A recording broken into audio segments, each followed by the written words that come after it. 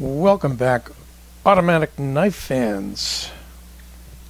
I have a new automatic knife today, a higher end automatic knife, and those two terms may scare you away, but why don't you stick around just for interest's sake, because I'm going to show you a couple comparison knives as well. I got this in trade today from a very good friend on YouTube, a follower and Instagram buddy, and well known to a number of different knife collectors out in the blade community. And I'm going to leave him anonymous because I don't like to throw names out without permission. So without getting into that, we did some trades. We were both very happy. I never had a Heretic knife before, and this is my first one and happens to be an automatic. This is the Wraith by Heretic, a heavy-duty button opener that is very fast, beautiful materials, have a coated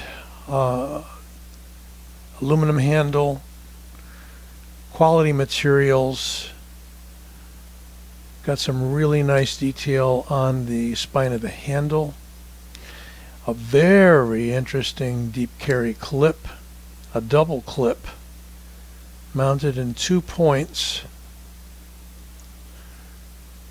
almost looks like a Halloween face. Not that I'm making fun of it. And a beautiful carbon fiber bolster with kind of a gem blue anodizing inside of the screws. So I don't think we're getting those out without losing some of that. I'm not quite sure how that works, but that's fine. Action on it is just great. Very smooth. I would imagine there's bearings in there and a good spring, and the lockup is flawless. It's rock solid. It's a Bowie clip style blade is what I'd call it. You may want to call it a drop point. That's fine. I'm going to give it a little edge work. It was used and resharpened, and I'm probably going to put this on the KME. There's your lanyard hole. It's a big knife, plenty left over on the handle. So let's back out and jump into a few measurements. Okay. On the Wraith, we have an overall length of 8 3/4, almost a 9-inch knife. You have a blade length, if we measure it to the very point of the handle, which is kind of cheating on its real length, but we'll get the edge in a moment if I can hold it here long enough. So we're going to call it like a 3.7-inch blade with a cutting edge of right in there, about the same. We'll call it 154 cm steel.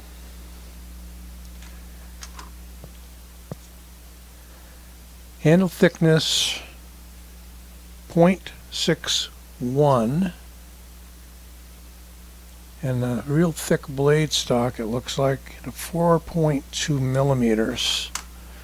So definitely a heavy duty knife. Does not have a high grind and therefore is really not a thin edge, but it's designed to be a real tough cutter and thruster, it would appear to me. Somewhat smooth handle on the aluminum, about the same on the carbon fiber bolster. Interestingly enough, there is no carbon fiber bolster on the right side of the knife, but there is that blue, blazing blue star, which is kind of cool. This is an older model of the Wraith, so if you have one that is constructed somewhat differently, it is probably one of the newer models. I think this one's still going for somewhere in the 325 to 350 range. They're not a cheap knife. But they're designed really, it's got a lot of beauty points there, but it's really designed to be a heavy-duty working knife. Finally, let's see what this heavy-duty auto weighs in at. And we've got 5.41 ounces, so 5.4 ounces, a little lighter than I thought. Definitely feels heavy. And we'll do some quick comparisons. Here we have the Spyderco Autonomy. I was going to say anomaly. Autonomy. Roughly the same size knife. Here we have the Benchmade Casbah. Smaller knife, more like EDC friendly. And the Predator from Fox Knives, if I can squeeze that in maybe up here. Bring them all down. My background is 3D features to it that play with the position of the knives. There you go. So you got the Predator on top by Fox. You've got the Wraith by Heretic. We've got the Autonomy by Spyderco and the Casbah by Benchmade as a auto knife comparison. I would say so far, closing these, that that spring on the Spyderco is ever so slightly stronger than the spring on the Wraith, and the Wraith has a strong spring. Let's take another look at this interesting auto. Add to my collection. This could end up being a user. I haven't really tried this clip in the pocket. Little bit of a hot spot, not bad. It kind of, those 2 points kind of fit into the palm. I'm not really feeling it. It depends upon how you grab it. If you're manipulating it around, they're going to grab you. But can be held in the edge in, edge out, point down, although that wouldn't be my first mode of carrying. Not sure if they have aftermarket clips for these. They possibly could. I'm sure somebody will make one. And those points maybe could stand a little turning down, but I realize kind of part of the style, overall style and features of this knife. Not sure if they changed that on the newer models. I know some guys out there have the newer models. You can comment. But it's in great shape. A little bit of work on the edge was done. Other than that, it's a brand new knife, and always glad to get things in good shape. The jimping is excellent. It's a finer jimping, but not that real file-like, and my thumb's just not moving on that. So they thought a lot of aspects of this out.